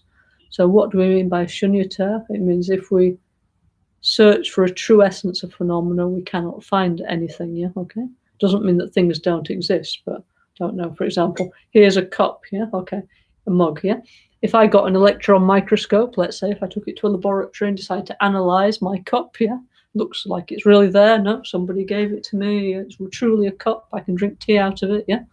But if I got an electron microscope or I took it to CERN particle laboratory and smashed it to be its particles in this particle smasher, I would find like 99.9999999% space, no? And some energy and some subatomic particles. So looked like there was a lot less there than I thought there was, you know? Yeah. I mean, so actually Buddhism and science is actually, and physics is very much in accordance, actually, yeah, okay. So, okay, if I search for this, I can find some particles, some energy, a lot of space, but on the conventional level, I can say there's a cup and I can drink my tea out of it, no? It's the paradox of reality, isn't it? Okay. Yeah. Anyway, this is a huge subject, yeah. Problem is not like that. Problem is that we superimpose a false reality, a false sense of self on things that does not truly exist. Conventionally, things do have a self. Yeah, you could say there's a cup and there's a person and so on, and they exist and function. But on top of that, we see things in a way that is not possible. Yeah, like a fantasy world. Yeah. And because we are in cloud cuckoo land, in fantasy world, nothing works out, basically, not just one person. Like that. Basically, the whole world is living in this fantasy world of the dualistic appearance. Yeah, okay. And anyway, somebody's just asked me what's the relationship with emptiness and mirrors. Well, a mirror, it's showing. Rinpoche used to say that if you used to get a mirror, I'd get you a mirror here. I just happen to have a mirror here. Okay. Here's a mirror. Inside the mirror, you used to go like this, and okay, inside at the time you could so you could see the computer, no? But he said inside here you could see hundreds of people, like when we taught as many people, no? So you can see all the Gompa, or you can put it out the window, you can see the whole of, I don't know, Sao Paulo or something, yeah? So he said mirror is showing the space quality. That's what Rinpoche always used to say, yeah? And he said that why we don't feel space is because our mind is blocked by this huge sense of self, like it's kind of all-consuming sense of self, which is actually a hallucinated one, like our brain has gone wrong somewhere and hallucinated a permanent self, a soul, whatever you want to call it, an I, an ego, yeah, okay, this permanent me, this, yeah, and this totally consumes us, our emotional energy, so there's like no space left for anything else. So therefore the mirror is kind of like showing the quality of space that we would have if the sense of self wasn't there, something like that, yeah? Anyway, this we'll talk about when we get to Vairocana, yeah? Anyway, Amoga Siddhi, yeah?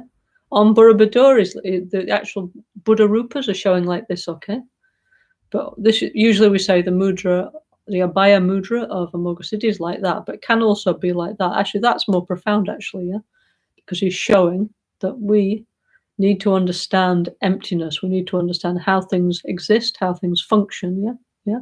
Emptiness independent arising, in order not to be afraid, because as long as we let the deluded mind continue to manufacture hallucinations of dualistic appearance, then nothing will ever work out. We'll always be sick, tired, bored, frustrated, yeah? The story of our present life, yeah? So what we need actually is like, yeah, we need to, this is actually the key, isn't it? Yeah, okay. Understand emptiness, yeah? Everything will be okay, yeah? Okay, and I've said this very many times already, but the zero, yeah, okay, is from the Sanskrit shunya, okay, yeah? It's true, yeah? Okay. So we say, okay, there's a big zero, we should say there's a big shunya, yeah, okay. Anyway, but zero and shunya is not entirely the same, because we think zero means nothing, and in fact shunya means everything. It's the opposite, no? Because of things are empty of inherent existence, all possibilities are there, everything can function, yeah? The universe can turn around, we can get enlightened, everything can become better, the world can turn into Shambhala, because things are empty of inherent existence, because things are, their nature is shunyata, yeah? Okay, but anyway, no fear, okay? Yeah, this is the, anyway, so super important, yeah? So when during the course of this year, yeah, we're going to do the very, very often together, the NgalSo Tantric Self-Healing practice, yeah? And we're also collecting the mantras. So, for example, this lunar month, the second lunar month of the Tibetan calendar, we're collecting the mantras of Amoga Siddhi, yeah? So actually very nice while we're doing that, and we're visualizing we're green and so on, and millions of Amoga dissolving into us, and we're radiating lights over the north of our planet and transforming everybody's fears and so on, is we can do the mudra, the no fear mudra of Supreme Healer Amoga Siddhi, yeah? Try, no? Okay? Because each one of these gestures is powerful, okay? So maybe we never really did this ever in our life, or spent even like 5 minutes in this position, yeah, okay, but maybe we could try, okay, and then see exactly how we feel, what kind of emotional feeling that brings us, yeah. So I think this should be part of our retreat, to actually spend also some time actually like performing the mudra, which means like, like this, no? Yeah, okay. If you haven't got a singing bowl, you can use a bowl, you could use like any kind of bowl, no? But try, no? Okay. Then automatically it's giving one big message to the subconscious, yeah? It's like some kind of like hand yoga, isn't it? Yeah, okay. Anyway, so that's one thing we can try together now during the course. And then we're going to go through, we have 10 Buddhas to do, no? We have 5 Dhyani Buddhas, yeah? The transformation of the 5 deluded emotions into the 5 wisdom consciousnesses, and we have the transformation of the 5 impure elements into the 5 great element mothers. So beautiful, no? Actually, I'm really, really glad that, personally, that I'm doing this retreat. I hope you are too, no? But I really actually appreciate that Rinpoche told us to do this, and fortunately we're doing it, yeah? And I think there's incredible benefits from doing this practice, and I think it's really, really great that we're all doing this together, yeah? So anyway, and I think if we do this, I think it's one way to evolve, isn't it, yeah? We can all grow up together, so that's super nice, yeah? Okay. Okay, so 5 fingers, no? 5 fingers is also like the Vajra, yeah? Vajra symbol, no? Do you remember we were talking about the prongs of the Vajra when we were talking about Akshobhya symbol and Amoghasiddhi symbol? And we're saying the Vajra has got these 5 prongs, which are actually like Makara, heads and tongues, yeah? And these represent the transformation of the 5 emotions, yeah? 5 deluded emotions into the 5 wisdom. So also, if you like, you have 5, you can also think like that, yeah? Okay? So many things to think about, yeah? So many beautiful things, yeah? Okay? I mean, really, it's like very, very, very, very, very rich and very beautiful, the Vajrayana tradition of Tibetan Buddhism. So beautiful, yeah? Okay? Yeah? Also, another meaning actually of the Abhaya Mudra is actually giving refuge, yeah, protection from fear, yeah, okay, yeah. So, of course, what as in Buddhism, in the Dharma, we say what protects us from fear is taking refuge in Buddha, Dharma, and Sangha, okay. So, taking refuge in Buddha means, okay, of course, we have external Buddhas, yeah, like Buddha Shakyamuni and hundreds of thousands of others, yeah. But the inner Buddha that we take refuge in is recognizing that we have the potential ourselves to become a Buddha. Why? Because we are empty of inherent existence. We have Buddha nature, yeah. But it's not fully manifested, yeah. But anyway, if we apply the Buddha's instructions, the Dharma, yeah, it can fully manifest, yeah. That's why Buddha Shakyamuni did things that everybody else could do. Like he didn't have like a solid 24-karat gold ball because nobody else could have one, yeah.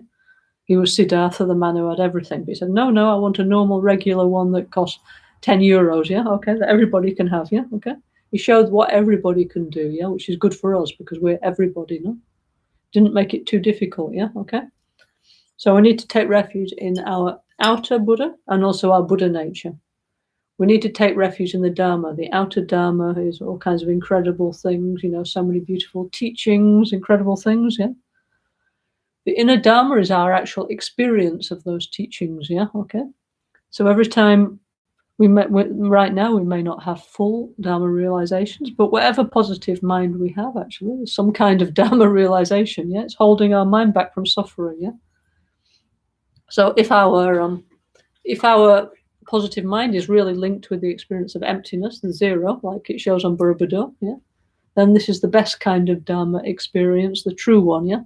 But anyway, we say any kind of positive mind is good, yeah, okay. So gradually we'll get there, yeah. So we have 84,000 delusions, we have to get 84,000 positive minds, yeah, okay, but bit by bit, yeah. Of which the 2 most powerful ones are the 2 bodhicittas, yeah. Opening our heart, changing our small selfish heart into the big open heart of compassion, and understanding the nature of reality. The 2 bodhicittas, yeah, okay. I mean, basically, that's what they are, yeah. Okay.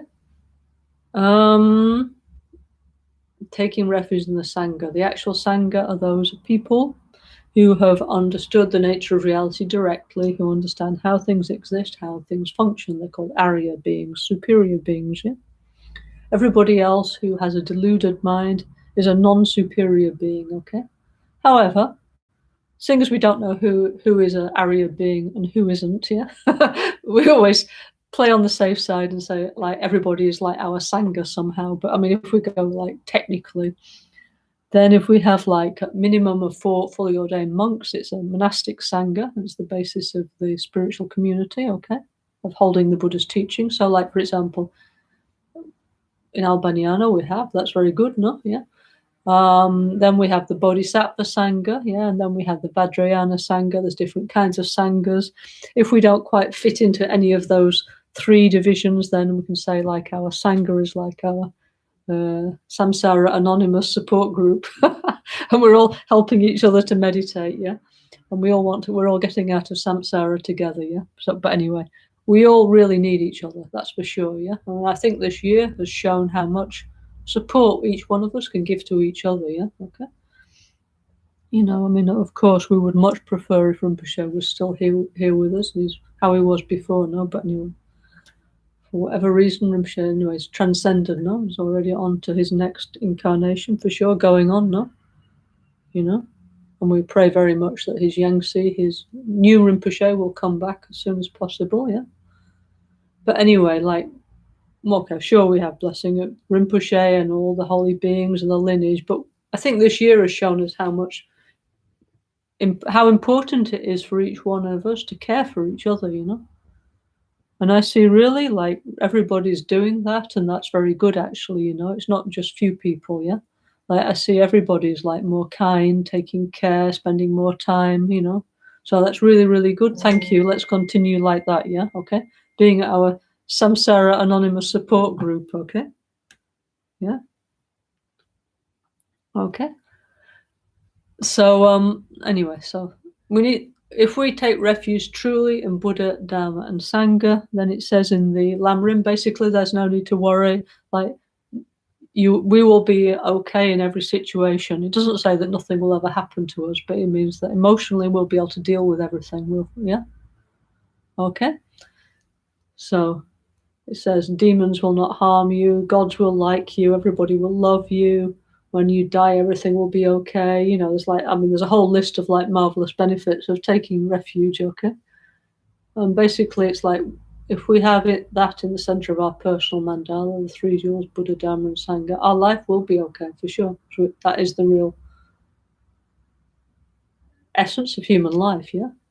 Okay, we're not saying that only Buddhists can have a decent life, they're spiritual. Of course not, but for us, that's the way that we phrase it, that we understand it for us. But of course, people from other traditions also can have, like, incredibly valid and meaningful and wonderful paths and lives and benefit others, for sure. But we're talking in our own context, of course, yeah? Okay. So take refuge in Buddha, Dharma, and Sangha. No fear, yeah? Okay. Yeah, so good, yeah? So, and this is true. We have to think about this, you know, like, I think now we're doing Amoga Siddhi mantras, we're facing, I think a lot of people have told me their fears are coming up because, of course, we're opening our secret chakra, and what's in there comes out now, and for everybody it's a different flavor, no? So, yes, it's like we have many fears. It's true, Rinpoche, of course, was right, yeah? We have an incredible number of fears, yeah? But if we truly take refuge, then there will become less, because we'll feel more secure. Our mind won't shake so much. We'll feel more certain, more protected, because a lot of the things we feel afraid about are, like, for example, existential things, isn't it? Like, I'm afraid of dying, or I don't know, like, I'm afraid I won't have enough resources, or maybe I'll be alone, you know. So the Dharma is the supreme medicine that offers us, like, incredible and very beautiful solutions to all our different psychological problems, and often in ways we cannot imagine, and life definitely improves by practicing the Dharma. This is true, guaranteed, or your money back, okay? Yeah? Okay? And this is free, by the way. But it's true, really, the Dharma is true. The Dharma is the supreme medicine. The Buddha is the supreme doctor. We are sick, and putting the Dharma into practice is the way to become cured of our mental disease. And one of our mental diseases is fear, yeah? Full of fear, yeah? So practice the Dharma, and we will not be afraid, yeah? Okay? Yeah? It's true, yeah? Okay, and this is absolutely what we need in this moment, yeah? I mean, honestly, if we just spend more than 5 minutes a day reading the newspaper, the mind will go down. We'll be like a Garuda. We'll be like one of those chickens that cannot take off, yeah? And we will not be an infallible realization like a Moga City. We'll be like, yeah. So now is the time for us to practice the Dharma, to do more self-healing, and all the other beautiful practices that Rinpoche taught us, of course, the practices of our lineage, and integrate it, support each other, you know, okay? We enter the Sangha mostly because we want support, no? Because either we feel alone or we think meditation will make us feel less stressed, less anxious. And then we discover there's a group of people we can meditate with, which is good, no? But then gradually, as we become stronger, as we become more, as we embody more the Dharma ourselves, then what we should do is spread that to others, yeah? We don't have to be like complete, perfect Buddha, as they say, yeah? Fully awakened, complete, perfect Buddha, Samyak Sambuddhaya, but whatever we've got, please share. So we may not be like a massive Dharma jewel, like one of those huge jewels in the Queen of England crown, but maybe we have something for sure we have. So this little bit, please share, yeah? And then, okay, we become mini Sangha jewels, and then medium Sangha jewels, and then big Sangha jewels. Why not, yeah? And as we grow, we spread the light, yeah? Okay? So now it's almost time to finish, yeah? So Rinpoche, you know, he said he wanted to make a wisdom planetarium, yeah? And I said this before. For a long time, I was not understanding exactly what he wanted to put in the wisdom planetarium. But then he said he wanted to put, he said all of us were his stars, yeah? Okay? Because all of us have some light, yeah? And like there's thousands of us, okay? And the light of Buddha is within each one of us, the NgalSo Wisdom Planetarium. So each one of you, please use your light and use it to help and to heal others and bring peace and happiness to all those people you come into contact with, yeah? Then, regardless of the pandemic or not, yeah, we can do something positive, yeah? There's so many positive things we can do now. The pandemic is no excuse for not doing positive things. In fact, it's a good reason for doing more positive things, because people need more, yeah? Apparently, people have more now because of the pandemic. Apparently, the level of mental problems has gone up a lot in society, yeah? So this means we have more to do to show a positive alternative, yeah? Okay? So Rinpoche always said, why should anybody believe us unless we live it, yeah? Because, okay, before we just think, oh, yeah, there's Rinpoche, he's fantastic. Of course, it's all true, yeah? Now we have to integrate those things ourselves. So then people say, okay, that person looks better. They look more happy. They look more peaceful. They deal with stress better. They don't freak out when there's a difficult situation. So therefore, what they're doing is interesting, yeah? Okay. So we need to shine our light and be shining stars in the wisdom planetarium, yeah? Okay. So I think that's a nice note to finish, yeah? No fear, yeah? Om Amoga Siddhi Home, yeah? And we can all do that, yeah? Okay. Yeah? So I think it's a very relevant theme for this moment, no? We're still in the pandemic, still so many problems, economic problems, this, that, yeah? This is something we need to deal with, yeah? Not only just fear, but also have to find some solution, no? And this is the whole thing of the secret chakra and Amoga Siddhi, yeah? So I think it's great that we're doing this retreat together. I'm also very happy and privileged to have this opportunity to meditate with all of you, yeah? So anyway, so that was the no fear mudra of Amoga Siddhi, yeah? Okay. Somebody says, hello, what kind of Buddhism is this? This is, okay, we are the, now you can just see me, no, but actually we're thousands and thousands of us. We are the followers of one great Tibetan Lama. You see the picture there? It's called TYS Lama Ganchen Rinpoche, really great enlightened master who unfortunately unfortunately for us, passed into Parinibbana 1 year ago almost, yeah.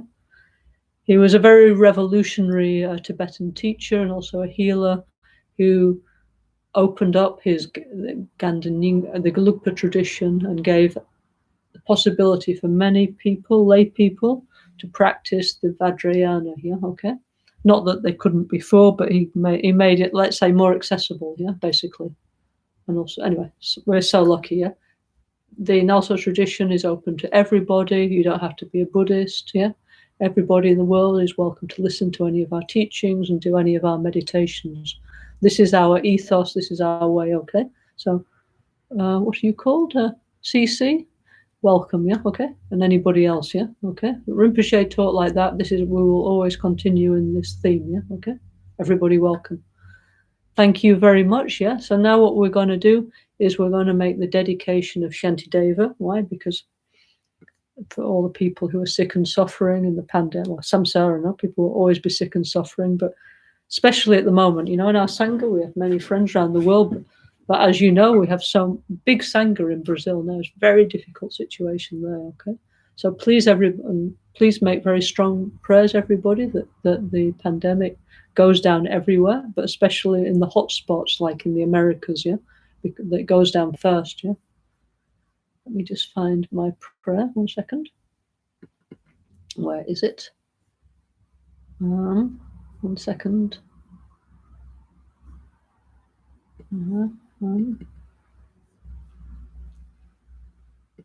Okay.